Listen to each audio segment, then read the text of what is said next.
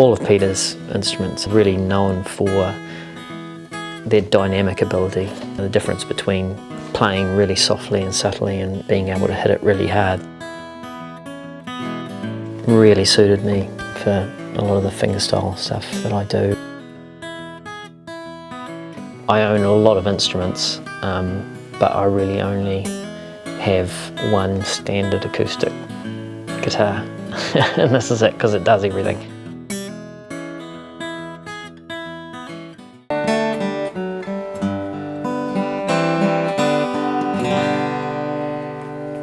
I mean, I'm not one of the world's great guitar players. When all my peers were spending their teenage years learning to play guitar, I was busy learning how to make them.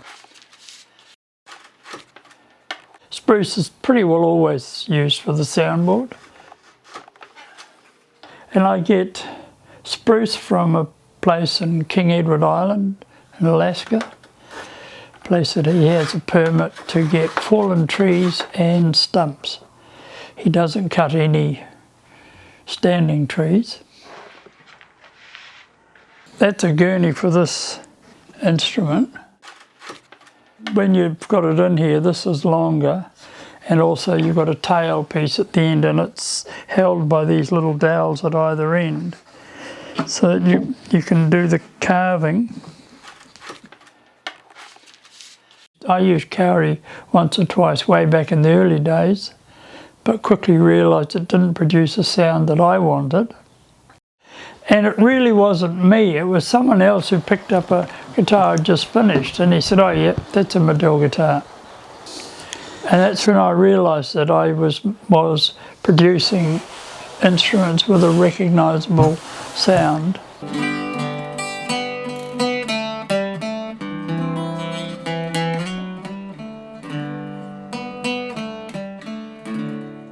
Ignatius Fletter, who was one of Spain's great classical guitar makers, he once said, "Guitar making is 90% an art and 10% a scientific process." And the more I do it, the more I agree with him.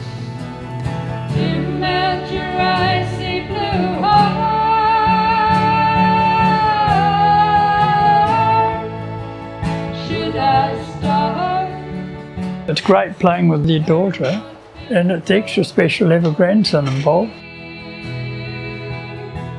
We've got 1 or 2 house concerts waiting to be organised, and we're looking at applying for festivals.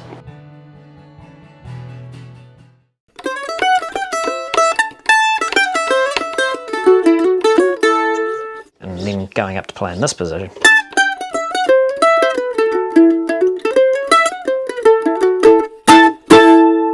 There's not really any loss of volume, whereas on a lot of mandolins you'll lose that volume.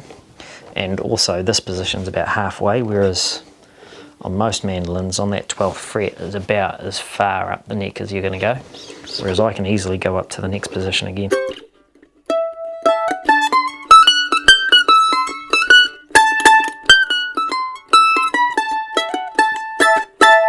And still get playability out of it. So I've also had, you know, experiences where after a festival or something where you're jamming with different people and you're always trying to meet up with the other players around, and you swap instruments and you try theirs out and things like that. And I've had this experience a couple of times where people are very proud of their instruments that are by known makers and things like that, and then have sort of turned around afterwards and kind of looked at me and gone, "Oh, you're not going to sell that, are you?"